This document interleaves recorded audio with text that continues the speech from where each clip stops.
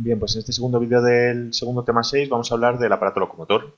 Entonces ya hemos visto la coordinación endocrina y las glándulas endocrinas y las hormonas, y ahora nos queda pues todo el aparato locomotor. Vamos a empezar definiendo, ¿no? El aparato locomotor está formado por dos subsistemas, dos sistemas, el sistema esquelético y el sistema muscular.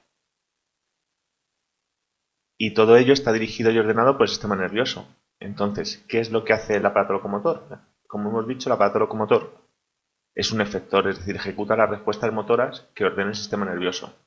Y además nos sirve de soporte y facilita los movimientos y los desplazamientos. Bueno, el sistema esquelético, la parte de anatomía, ya os contaré lo que vamos a hacer, pero vamos a ver sus características. Es la parte pasiva del aparato locomotor, ¿vale? Él por sí mismo no se mueve y está formado por huesos y articulaciones y ligamentos. ¿Cuáles son las funciones del aparato locomotor? Vamos a ver una más de las que vienen en el libro, ¿vale? Y en los apuntes también os lo diré. Por un lado es el armazón interno de nuestro cuerpo. Pensar que sin el esqueleto seríamos como una especie de oruga o un blandiblue, bastante desagradable. Luego también tiene una función de protección, ¿vale? De órganos y tejidos.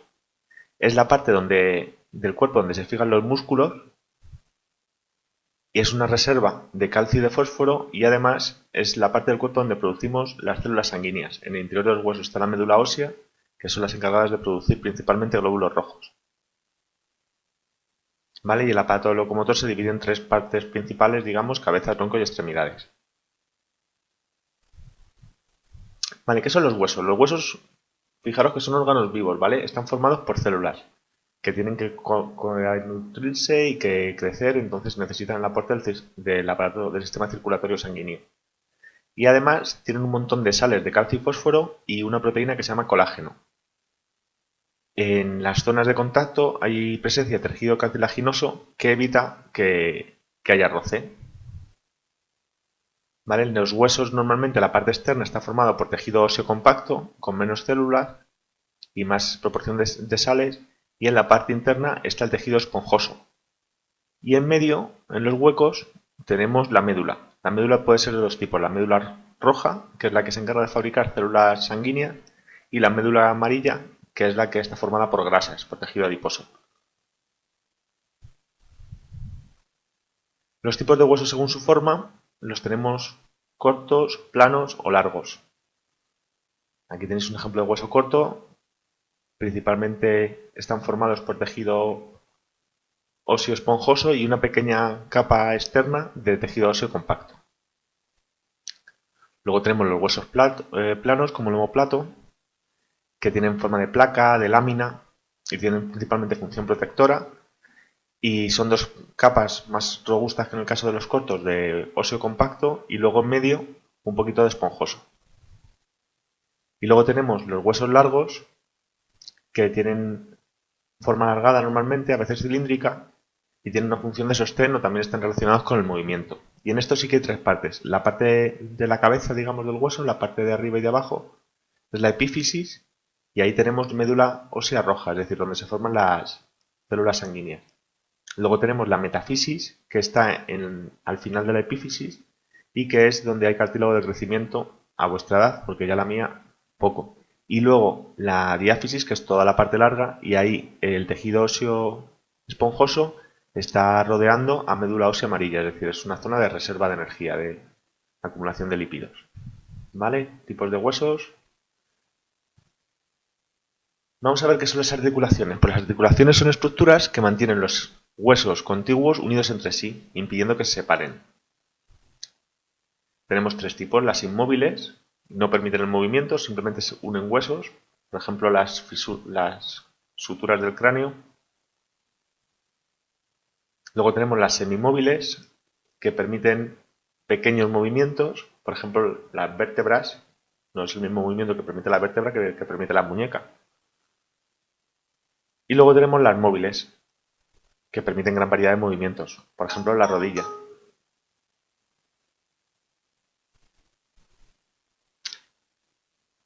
¿Vale? En las articulaciones móviles los huesos no se tocan. Como os decía, en la parte de unión entre los huesos hay una zona de cartílago para evitar la fricción. ¿Vale? Esos los conocidos como meniscos en la rodilla, en la cadera la cápsula articular o en el hombro el cartílago articular. Y luego de estas cápsulas, de estas zonas de tejido conjuntivo que unen los huesos, es donde salen también los ligamentos que unen los huesos. ¿Vale? Y entre los huesos hay una bolsa de líquido que actúa como lubricante y como amortiguador, que evita la fricción, que es el líquido sinovial. Cuando os hacéis ruido con las manos o las articulaciones, es porque se generan burbujitas en ese líquido sinovial. Se acostumbra a esas burbujas y luego os duelen las manos si no las crujís. En fin, ya hablaremos de esto en clase. Vale, seguimos con el sistema muscular. El sistema muscular es la parte activa del aparato locomotor, es decir, lo que propicia el movimiento. Está formado por músculos y tendones. ¿Cuáles son las funciones del sistema muscular? Pues, por un lado, llevar a cabo los movimientos para hacer las funciones vitales, mantener la postura, aunque estemos quietos, el aparato locomotor está funcionando, permite la mímica, la expresividad en la cara con el cuerpo. Y luego los músculos están muy vinculados al sistema nervioso, porque son los que tienen que efectuar la respuesta nerviosa. Entonces, todos los músculos tienen relación con el sistema nervioso a través de nervios y se unen a través de los tendones al aparato esquelético, ¿vale? El sistema esquelético. Y luego tener en cuenta, aquí se ve muy bien en la imagen, hay dos tipos de musculatura. Lo que normalmente se estudia es la musculatura externa, ¿vale? Que son grandes músculos. Debajo hay una capa que es la musculatura interna, que normalmente no se estudia porque son muchos más músculos y ya se ve pues en carreras como fisioterapia o medicina. Nosotros vamos a centrar en la musculatura externa. Y luego vamos a ver que el sistema locomotor funciona por un sistema de palancas, donde hay una parte activa que ejerce la fuerza sobre una parte pasiva que es la que se mueve. Vale, ¿cómo es la organización interna de un músculo? Aquí tenemos un músculo, ¿vale? Completo. Cada músculo hay fascículos, que son grupos de fibras, ¿vale? Y dentro del fascículo tenemos fibras musculares, que son las células alargadas típicas de los músculos del sistema muscular. Y tenemos tres capas de tejido cartilaginoso. El epimisio, que es tejido conjuntivo que rodea el músculo. Luego tenemos el perimisio, que es tejido conjuntivo, pero que rodea cada fascículo, es decir, cada grupito que vemos aquí de fibras musculares. Y por último tenemos el endomisio, que lo que hace es tejido conjuntivo que rodea las fibras musculares. Entonces, epimisio a todo el músculo, perimisio a cada fascículo y endomisio a cada uno de las fibras musculares. Creo que es bastante sencillo. Más nombrecillos, eso sí, pero bueno. Luego los tipos de músculos según su forma es bastante fácil. Tenemos los planos con forma de lámina, por ejemplo el pectoral. En el libro no los llama planos, los llama triangulares, pero valen las dos cosas. Orbiculares con forma semicircular, como el músculo que rodea los ojos, y los fusiformes, que tienen forma de huso. El huso es esto, ¿vale? También se usa para cuando hablamos de los tiempos del tiempo, los usos temporales, ¿vale?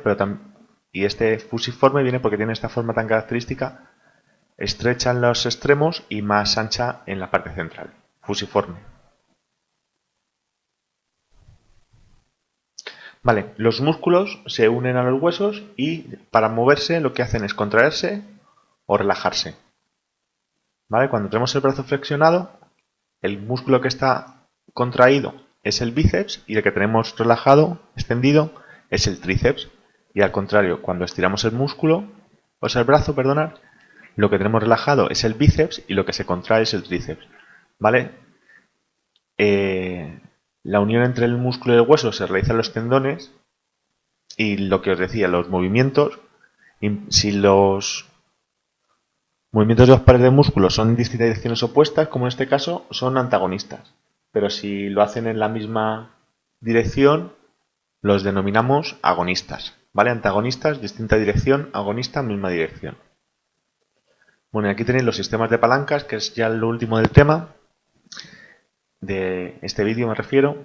El movimiento se realiza por palancas. En una palanca tenemos tres partes. La potencia, que es donde se aplica la fuerza. la resistencia, que es la parte movida, y el punto de apoyo, porque una palanca necesita el punto de apoyo. En función de dónde estén situados cada uno de los componentes de una palanca, se clasifican estas en de primer género, de segundo género y de tercer género. En las de primer género, el punto de apoyo está entre la resistencia y la potencia. ¿Vale? Cuando queremos subir la cabeza, movemos el músculo de la nuca, que es donde hacemos la fuerza, y lo que se mueve, lo que hace la resistencia es el peso de la cara, de la cabeza. Luego tenemos este segundo tipo, el de segundo género, donde el punto de apoyo está al principio. Luego tenemos la zona que hace resistencia y a la parte más alejada del punto de apoyo tenemos donde hacemos la fuerza. Y esto es muy fácil al pisar. El apoyo lo haces con el pie, la resistencia se ejecuta en el tobillo y la fuerza la está haciendo el gemelo.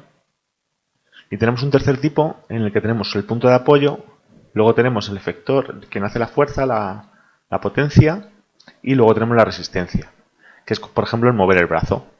El punto de apoyo es el codo, el efector es el bíceps y luego el movimiento es el antebrazo y la mano, que serían la resistencia, potencia y punto de apoyo.